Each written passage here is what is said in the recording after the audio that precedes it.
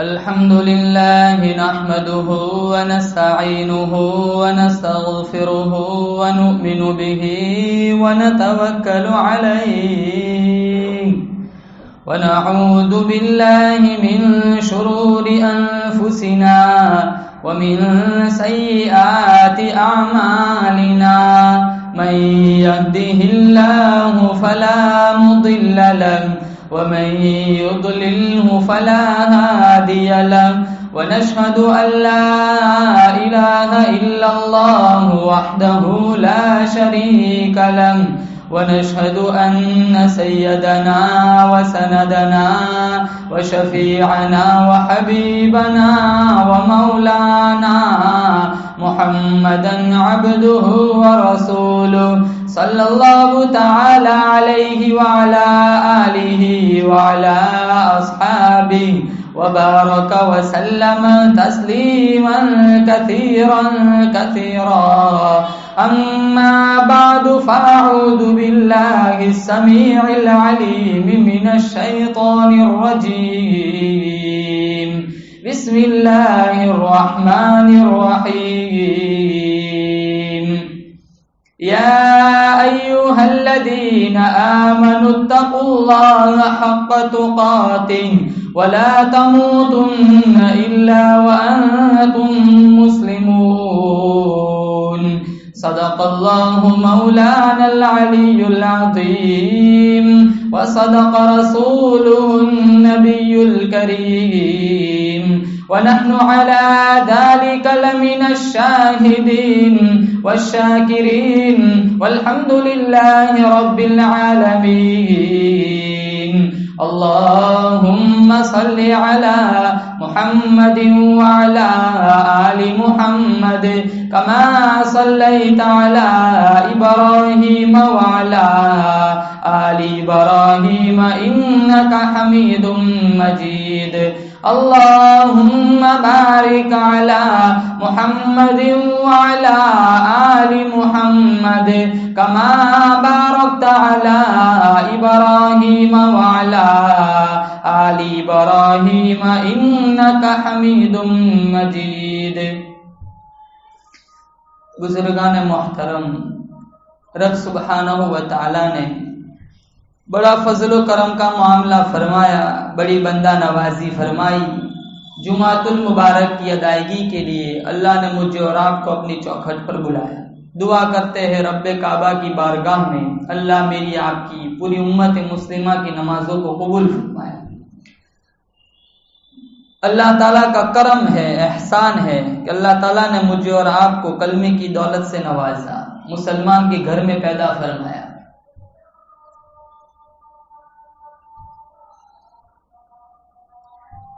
صحابہ کرام رضوان اللہ تعالی علیہ مجمعین کی زندگیاں مسلمانوں کیسی نرالی زندگیاں تھیں.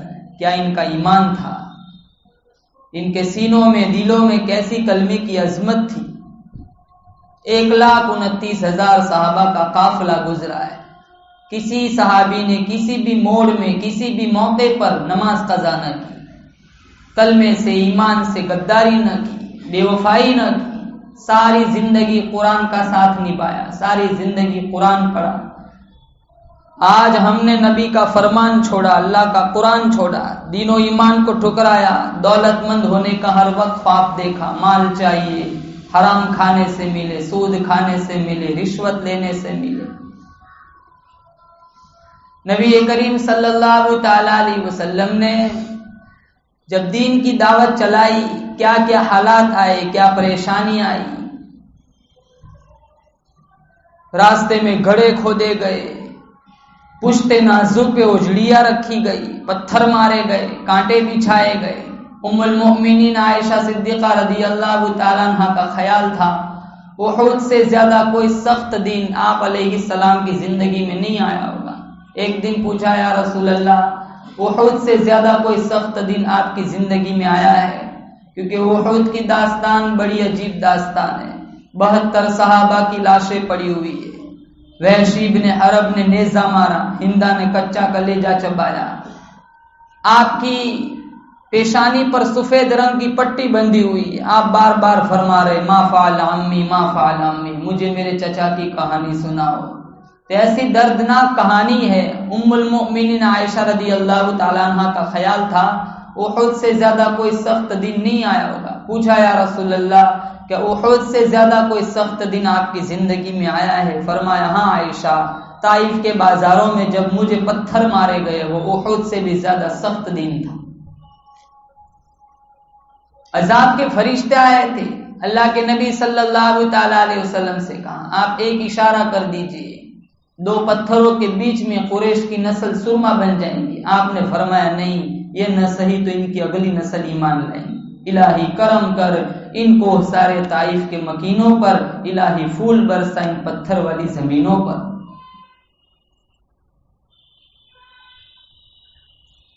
ہم پیدا ہوئے مسلمان کے گھر میں، پیدا ہوتے ہی قرآن ملا، کلمہ ملا، اس لیے ہمیں مسلمانوں ان چیزوں کی اب اہمیت نہیں رہی.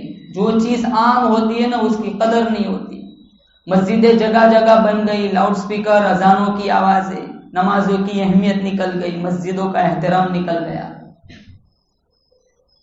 مسجدوں کے پاس سے گزر جاتے ہیں، جوں تک نہیں رہتی. گھروں کا حال دیکھو، کون قرآن پڑھتا ہے؟ سارا دن گانا بجتا ہے، سارا دن فلم چلتا ہے. پہلے زمانے کی مستورات کیسی ہوا کرتی تھی. عبداللہ ابن مبارک صحابی نہیں تھے لیکن پھر بھی ان کا لقب تھا امیر المؤمنین فی الحدیث. اگر کسی حدیث میں عبداللہ ابن مبارک کا نام آ جائے کسی محدث کی مجال نہیں کہ اس حدیث کو ٹھکرائے. وہ فرماتے میں حج سے آ رہا تھا، ملک شام کی طرف جا رہا تھا، بیچ میں صحرا جنگل کا راستہ آیا، میں نے ایک بڑھیا کو دیکھا. میں نے بڑھیا کو دیکھا، کہا السلام علیکم. اس نے قرآن سے جواب دیا سلام قولا من رب الرحیم. میں نے پوچھا یہ سنسان علاقہ، جنگل کا راستہ، تو تنے تنہا یہاں کیا کر رہی ہے؟ تو کہنے لگی من یضلل اللہ فلا ہادی لہ، جو راستہ بھٹک جائے اللہ کے علاوہ کوئی راستہ دکھانے والا نہیں ہے. میں سمجھ گیا یہ بھولی بسری ہے، راہ بھٹکی ہوئی ہے. میں نے پوچھا کتنے دن ہوئے؟ کہاں ثلاث لیال سویہ، 3 رات 3 دن ہو گئے، میں قافلے سے بچھڑ گئی ہوں.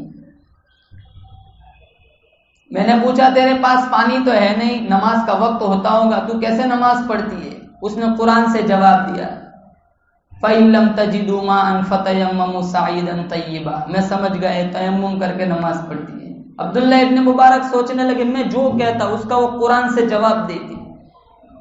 میں نے کہا تیرے پاس کوئی کھانا پینا تو ہے نہیں کیا میں تجھے کوئی کھانا پیش کروں؟ 3 دن سے تو بھوکی ہوگی، میں کچھ کھانا دوں تجھے؟ تو وہ کہنے لگی ثم اتم الصیام الی اللیل، میں تو روزے سے ہوں. میں نے کہا سفر میں بھی روزہ؟ کہاں نفلی روزہ ہے، ومن تطوع خیرا فهو خیر اللہ. عبداللہ ابن مبارک کہنے لگے سفر میں تو فرض روزہ چھوڑنے کی بھی گنجائش ہے، تو نفل روزہ رکھے ہوئے.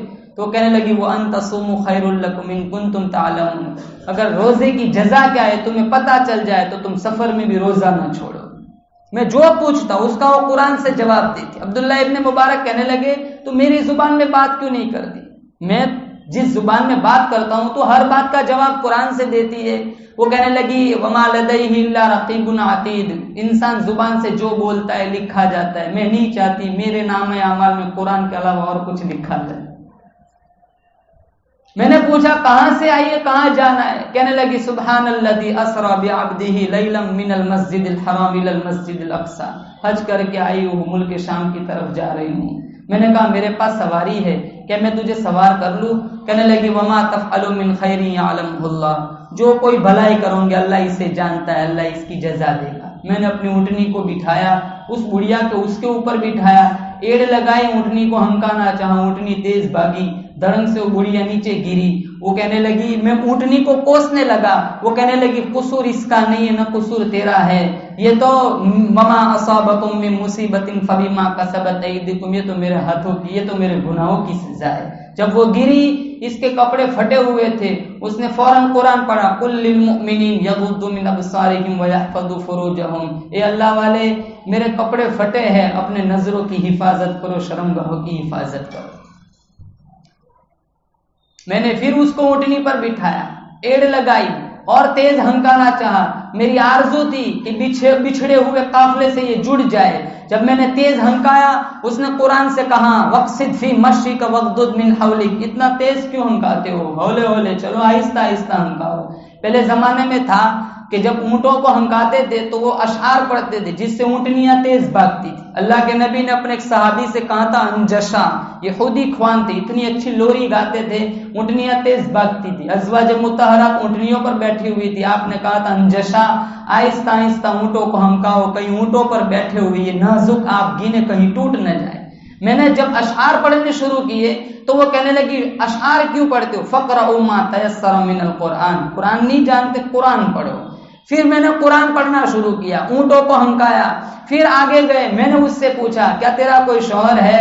کہا یا ایھا الذین آمنوا لا تسألوا عن اشیاء ان تبد لکم، جس چیز کا تعلق تمہاری ذات سے نہ ہو وہ سوال مت کرو، فضول ہے. میں نے پوچھا کہ چلو تیرا کوئی قافلہ قبیلہ ہے؟ کہا مجھ سے اس متعلق کوئی سوال نہ کرو. میری آرزو تھی یہ بچھڑے ہوئے قافلے سے جڑ جائے. اچانک ایک قافلے پر اس کی نظر پڑی، سامنے تھا. اس نے جھٹ سے کہا الحمدللہ رب العالمین. میں سمجھ گیا یہ اسی قافلے سے جدا ہوئی. میں نے کہا اس قافلے میں تیرا کوئی شناسائی ہے؟ اس نے کہا المال والبنون زینت الحیات الدنیا. میں سمجھ گیا اس قافلے میں اس کے بیٹے ہیں. میں نے پوچھا تیرے بیٹوں کی نشانی کیا ہے؟ کہنے لگی وعلامات وبالنجم هم یہتدون، میرے بیٹے راستے دکھانے والے اور چہرے ایسے ہیں جیسے چمکتے ہوئے ستارے. میں نے پوچھا تیرے بیٹوں کے نام کیا ہے؟ کہنے لگی واتخذ اللہ ابراہیم خلیلا وکلم اللہ موسیٰ تکلیما یا یحییٰ خذ الکتاب بقوہ. میں سمجھ گیا اس قافلے میں اس کے 3 بیٹے ہیں، ایک کا نام ابراہیم ہے، ایک کا نام موسیٰ ہے، ایک کا نام یحییٰ ہے. میں نے آواز لگائی، قافلے کو چیرتے ہوئے 3 خوبصورت بچے سامنے آئے. میں نے کہا جب اس نے اپنے بچوں کو دیکھا تو کہا فبعثوا احدکم بورقکم، ایک کو بھیجو بازار میں پیسہ لے کر، ہذہ الی المدینہ.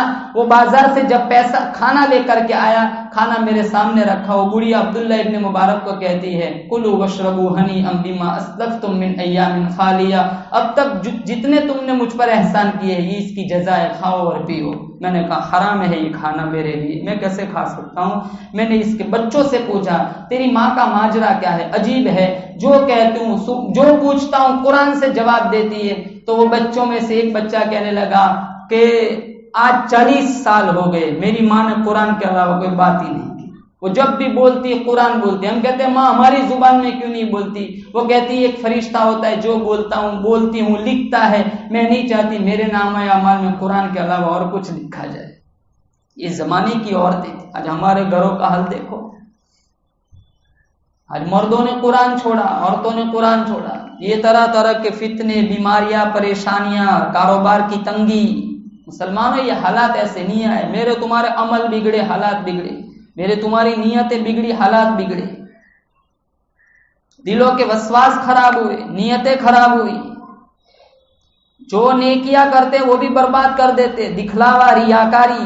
المعجم الکبیر جلد نمبر 12 صفحہ نمبر 136 حدیث نمبر 12803. اللہ کے نبی نے فرمایا جہنم میں اللہ نے ایک وادی بنائی ہے جس سے خود جہنم روزانہ 400 مرتبہ پناہ مانگتی ہے. صحابہ نے پوچھا اس وادی میں کون جائے گا؟ اللہ کے نبی نے فرمایا میری امت کے وہ لوگ جائیں گے جو اپنا نیکی کا عمل دنیا میں دوسروں کو دکھلانے کے لیے کرتے تھے. آج ہر مسلمان کتنوں کی آرزو ہوتی ہے اللہ مجھے پیسہ دے، مسجدوں میں لگاؤں، بورڈ پر میرا نام آئے. یہ بورڈ کا نام مسلمانوں برباد کر دے گا. دکھلاوا. پہلے زمانے میں لوگ صدقہ دیتے تھے، دائیں ہاتھ کا دیا ہوا بائیں ہاتھ کو پتہ نہ چلتا تھا. آج بیوہ کے گھر میں 1 سیر آٹا بھجوایا، یتیم کے سر پر شفقت سے ہاتھ پھیرا. مالدار سمجھتا ہے کہیں ہاتھوں کی ہتھیلی گھس نہ جائے. کیا مسلمانی ہے، کیا ایمان ہے، دین کیا بتلاتا ہے، کیا سکھلاتا ہے؟ 5 وقت کی نماز نہ ہو، 24 گھنٹے میں تھوڑا ٹائم نہیں ہے قرآن کے لیے. ہمارے گھروں میں غیروں کے گھروں میں کیا فرق رہ گیا؟ مسلمان کے گھر میں پیدا ہونے والا بچہ بسم اللہ بعد میں سیکھتا ہے، گانا پہلے سیکھتا ہے، گڈ مارننگ پہلے سیکھتا ہے، کلمہ بعد میں سیکھتا ہے. قبرستان کا چکر لگاؤ، مسلمانوں کتنے لوگ چلے گئے کلف لگے ہوئے، کپڑوں پہ ایک چٹکی مٹی نہیں پڑنے دیتے، ان کے کفن بھی تار تار ہو گئے. زندگی ربی بن خراش نے گزاری. کیا زندگی تھی, ساری زندگی قسم کھائی تھی جب تک اپنا اچھا انجام نہیں دیکھوں گا وہاں تک نہیں مسکراؤں گا. ان کا انتقال ہوا, اس کا بھائی غسال کو بلا کے لے آیا, میت کو غسل دینے والے. جس کوٹھڑی میں میت پڑی تھی وہ غسال اندر گیا, تھوڑی دیر کے بعد باہر آیا, چہرے پر پسینہ تھا. تیرا بھائی بڑا عجیب ہے. کہاں کیوں؟ کہا نحن نغتسل وهو يتبسم, ہم اسے غسل دے رہے وہ مسکرا رہا ہے. ہم اسے غسل دے رہے ہیں تو وہ ہنس رہا ہے. تو اس نے کہا بھائی اس میں کون سی تعجب کی بات ہے, میرے بھائی نے قسم کھائی تھی جب تک اپنا اچھا انجام نہیں دے گا وہاں تک نہیں مسکرائے گا. آج اس نے اچھا انجام دیکھا ہوگا, مسکرایا ہوگا, کون سی تعجب کی بات ہے. دو جماعتیں بن گئی. ایک جماعت کہتی ہے من گھڑت بات ہے, مرنے کے بعد بھی کوئی مسکراتا ہے, اور ایک جماعت کہتی ہے نہیں بندہ بڑا نیک تھا, ساری زندگی دکھوں میں گزاری, اس میں کیا تعجب کی بات ہے کہ وہ ہنسا ہوگا. اس واقعے کو علامہ ابو نعیم نے حلیۃ الاولیاء میں لکھا, قاضی یاس مالک اندلسی نے شفا میں لکھا, علامہ سہیلی نے روضۃ الجنت میں لکھا, علامہ جلال الدین سیوطی نے خصائص الکبریٰ میں لکھا. دو جماعتیں بنی. کوئی کہتا ہے نہیں من گھڑت کہانی, اتنے میں غسل دے دیا گیا, کفن اڑا دیا گیا, برآمدے میں چارپائی میں میت رکھی گئی, لوگوں کی گفتگو سنی, جنازے میت سے باہر کفن سے باہر ہاتھ نکالا, کہا السلام علیکم. لوگوں نے کہا تتکلم بعد الموت, مرنے کے بعد باتیں کر رہے ہو؟ کہا نعم اتکلم بعد الموت, ہاں میں مرنے کے بعد باتیں کر رہا ہوں. فلنحینہ حیاتا طیبہ, جس نے صاف ستھری زندگی گزاری مسلمانوں, وہ مرنے کے بعد مردہ نہیں ہے, اللہ انہیں ابدی اور سرمدی زندگی دیتا ہے. اب لوگوں کو بہانہ مل گیا کہ مردہ بول پڑا, چلو کوئی ادھر کی پوچھتا ہے کوئی ادھر کی پوچھتا ہے. کسی نے پوچھا بتا تیرے رب نے تیرے ساتھ کیا سلوک کیا؟ کہا استقبلنی ربی غیر غضبان, قدرت والے چہرے پر کوئی غصہ نہیں تھا. استقبلنی ربی بروح و ریحان, میرے رب نے پھولوں کے ہار سے میرا استقبال کیا. اب کوئی ادھر کی پوچھتا ہے کوئی ادھر کی پوچھتا ہے. جب سلسلہ کلام طویل ہو گیا, علامہ ابو نعیم نے حلیۃ الاولیاء میں لکھا ہے, وہ کہنے لگا عجلوا بی ولا تؤخروا بی فإن ابا القاسم ينتظر علیہ السلام, دیر نہ کرو مجھے جلدی جلدی قبرستان لے چلو, امام الانبیاء کو میرے جنازے کا انتظار ہے. قبرستان لے جایا گیا, تدفین ہوئی. اس وقت ام المؤمنین عائشہ صدیقہ رضی اللہ تعالیٰ عنہ بقید حیات تھی. کوئی ایک آدمی بھی گھر نہ گیا, سارا قافلہ ام المؤمنین کی دہلیز پر آیا. کہا ام المؤمنین اس طرح ایک مردے نے بات کی ہے, آپ کی اس کے بارے میں کیا رائے ہے؟ عائشہ صدیقہ رضی اللہ تعالیٰ عنہ نے فرمایا کان رجال من امتی یتکلمون بعد الموت, میرے آقا سرتاج فرما کر گئے تھے میری امت میں کچھ لوگ ایسے آئیں گے جو مرنے کے بعد بھی باتیں کریں گے. مسلمانوں کیا زندگیاں تھی کہ دھرتی کے پیٹ میں تھے پھر بھی دھرتی کا وقار تھے. آج ہمارا زندہ چلتا پھرتا وجود دھرتی پر بوجھ بنا ہوا ہے. مسجد کی لیٹرین کے لوٹے وہ بھی زنجیروں سے باندھ کے رکھنے پڑتے, کھلے ہوں گے تو کوئی اٹھا کے لے جائے. کردار کی کمی, اخلاقی گراوٹ, بھائی بھائی سے نہیں بنتی, بیٹوں کی باپ سے نہیں بنتی. اللہ کے نبی نے پڑوسیوں کے اتنے حقوق بتلائے کہ جس کا پڑوسی ناراض اس کا ایمان نہیں, جس کے پڑوسی کو وہ تکلیف پہنچائے اس کی, جس کا پڑوسی بھوکا رہے اس کی نماز قبول نہیں. آج ہمارا اخلاق دیکھو مسلمانوں, عبادات میں کمی, معاملات میں کمی. اکابر کی زندگیاں کیا تھی؟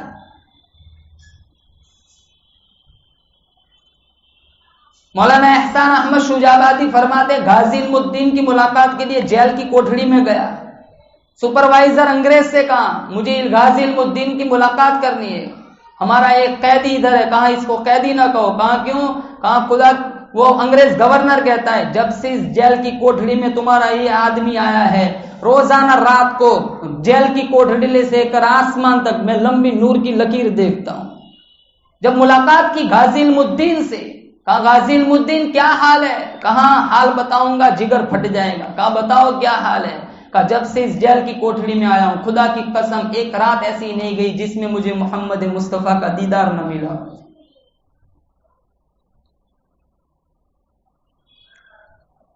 اور میں تو ہر روز کہتا ہوں تیرے چہرے پہ فدا شمس و قمر, تیرے چہرے پہ فدا شمس و قمر, تیری زلفوں پہ تصدق شام و سحر, اور رخسار پہ ٹھہرے تیری نظر, تیری پیاری ادا خدا کا کیا کہنا.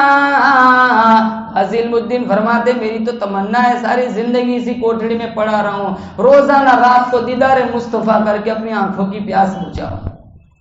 آج ہم ڈھنگ کا درود نہیں جانتے. مسلمانوں گانا نہ سنو, قرآن سنو, گھروں کا حال دینی ماحول بناؤ. قوا انفسکم واہلیکم نارا, اللہ نے فرمایا اپنے آپ کو اور اہل خانہ کو دوزخ کی آگ سے بچاؤ. یہ نسل قرآن پڑھنے فاتحہ پڑھنے قبر پہ آئیں گی. معصوم بچیوں کو فلمیں دکھا کر بے شرم بنا دیا. چھوٹے چھوٹے معصوم بچے 2-2 بجے تک فلم دیکھتے, 3-3 بجے تک نوجوان نسل جاگتی ہے. فجر کے بعد 9-10 بجے مسلمان اٹھتا ہے, مغرب میں 6-7 صف, فجر میں آدھی صف. بیماری میں کتنے لوگ اس مرض میں چلے گئے. ایک وقت آئے گا میرا آپ کا زندگی کا تانا بانا بکھر جائے گا, مجھے اور آپ کو بھی پیوند خاک کر دیا جائے گا. اس سے پہلے ہم اپنی زندگی کو نیکی کی راہ پر ڈالیں, نماز نہ چھوڑے, پابندی کے ساتھ 5 وقت کی نماز پڑھے. بنیت الطالبین علامہ شیخ عبد القادر جیلانی نے لکھی, انہوں نے لکھا ہے جو میاں بیوی جان بوجھ کے نماز چھوڑ دے نکاح ٹوٹ گیا, اولاد جو ہوگی حرام کی ہوگی. اذا ماتا, جب بے نمازی مر جائے, فلا یغسل لہ, غسل دینے کی کوئی ضرورت نہیں, ولا یکفن لہ, کفن پہنانے کی کوئی ضرورت نہیں, ولا یدفن لہ فی مقابر المسلمین, بے نمازی کو مسلمان کے قبرستان میں دفن بھی نہ کرو, کہیں ایسا نہ ہو اس کی وجہ سے دوسرے مردوں پر اللہ کا عذاب آ جائے.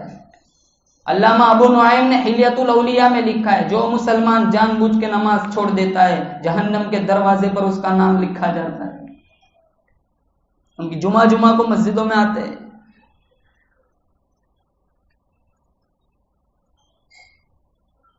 مولانا قاسم صاحب نانوتوی رحمت اللہ علیہ مولانا رشید احمد گنگوہی کی ملاقات کے لیے جب دیوبند سے گنگو گئے, ظہر کا وقت تھا, بڑی چلچلاتی دھوپ تھی, پیاس لگی تھی, وہ لوٹا پڑا ہوا تھا, وہیں کنواں تھا, پانی پیا, بہت کڑوا, سارا تھوک دیا.